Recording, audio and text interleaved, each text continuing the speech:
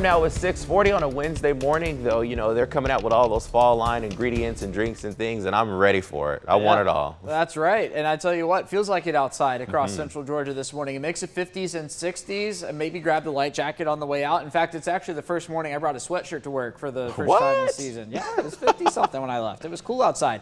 I'm not going to need it later this afternoon, though. Here's a live look over downtown. So here's what I'm talking about. It's 57 in Macon right now, 58 in Byron, 59 in Forsyth, 58 in Roberta, 61 in Thomaston, 63 in Cochran, and in Dublin this morning, 60 in Montezuma. As soon as the sun begins to come up, we're going to be looking at the temperatures on the uphill swing, hanging on to 59 in Butler and 60 in Americus. Also watching for, in just a few spots this morning, some low clouds and maybe some fog. 5 miles of visibility in Dublin, 7 miles in Eastman. I did notice, at least on my drive to work, the typical spots that see the fog this type of morning are seeing it. So if you know of any low spots out there, probably going to run into some low clouds there. The radar is quiet across central Georgia this morning and expecting it to remain quiet today as we find our way into the 80s later on this afternoon, 81 or so by the noon hour. And then once we get later into the afternoon, notice a couple of green splotches here on Future View. I think our air is just a little too dry today for that to happen. However, as we get into tomorrow, we're going to be looking at high pressure in South Carolina. That's going to bring in some Atlantic moisture up Interstate 16,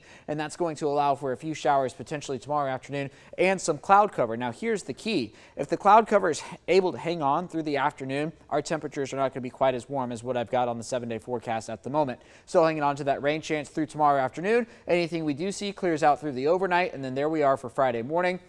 Looking at temperatures similar to this morning before we get into the afternoon hours, scraping by the 80s before we set the stage for a great football Friday night. There's the weekend. Saturday completely dry, Sunday completely dry as well. As we get into Monday, it looks to be dry still, but with some increased cloud cover across central Georgia. I did put a 20% chance of rain on the 7-day forecast there. We are also keeping an eye on the tropics, a 30% chance of development with this area of disorganized weather, we'll call it, off of the Florida coast to the north of the Bahamas.